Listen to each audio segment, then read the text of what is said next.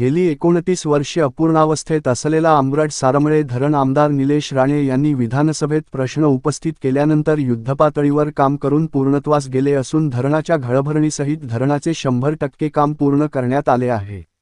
या धरणात पाणीसाठा करण्यास देखील सुरुवात झाली असून गेली 29 वर्ष अपूर्णावस्थेत असलेले धरण बांधकाम पूर्ण झाले। त्या पार्श्वभूमीवर आमदार निलेश राणे यांनी आंबरड येथे जाऊन धरणाची प्रत्यक्षात पाहणी केली।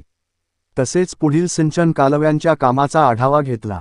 पुढील 1 वर्षाच्या आत कालव्यांचे काम पूर्ण करून सिंचनासाठी पाणी उपलब्ध करून देण्याची सूचना आमदार निलेश राणे यांनी अधिकाऱ्यांना दिली।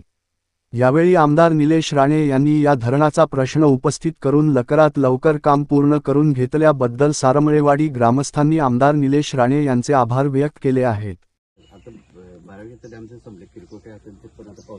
अहो काय 30 वर्ष लागतात काय किरकोळ कामं करायला? कोणाला सांगताय तुम्ही? 30 वर्ष तुम्ही डॅमची कामं घेऊन सांगताय आम्हाला किरकोळ कामं राहिली। या वर्षी जर काम झालं नाही साहेब, तुम्ही पण राठोड साहेबांना सांगून टाका, आम्ही काय सोडणार नाही। आता बस झाला, आमचं जेवढा अंत बघायचा होता तुम्ही बघितला। ह्या वर्षी किंवा मार्च महिन्यापर्यंत या आर्थिक वर्षामध्ये त्यांना सांगा आमचं कम्प्लिशन करून द्या। A to Z म्हणजे नुसतं काय हे राहिलं ते राहिलं असं नाही, कालव्या सकट म्हणजे तुमच्या भाषेमध्ये पीडीएन सकट, कळलं ना? त्यांना सांगा, त्यांना इन्स्टा नाही तर मी तर राठोड साहेबांना सांगितलं ब्लॅकलिस्टच कराय ना। आता काय मेहरबानी करत नाही तुम्ही माझ्यावर, ते करायला पाहिजे तुम्ही। हे कधी करायला पाहिजे होतं? किती सरकारचा पैसा गेला याच्यामध्ये? या अशी कामं घेता, कशाला घेता कामं मग तुम्ही? जर कपॅसिटी नाही तुमची, कामं का घेता?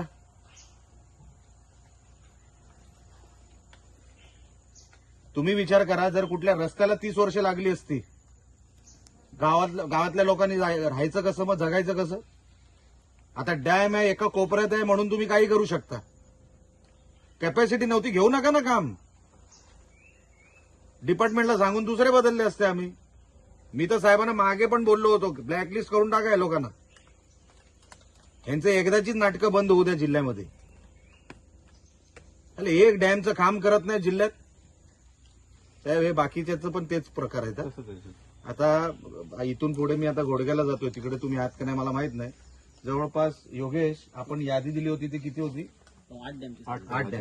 आपलं पोखरण वगैरे होतं, इथले पॅरलल सगळे आहेत, म्हणजे याच्या मागे मागे वगैरे आहेत, पण ते अजून तुझं ते भडगावचं वगैरे होतं, ते पण राहिलंय ना? भडगाव साहेब चालू आहे, पण भडगावला सर लँड एक्विजिशनसाठी शेतकऱ्यांचा विरोध नाही। मला माहित, म्हणून तर मी बोललो की एवढी वर्ष लागायचं काय कारणच नव्हतं। आम्ही 2016 पासून प्रयत्न केला, सगळं माझ्याकडे डॉक्युमेंट। तो विषय नाही, आता सगळं संपत आला, आता ते डॉक्युमेंट नंतरसाठी ठेवा, पुढच्या पिढीसाठी। आम्ही लढलो म्हणून।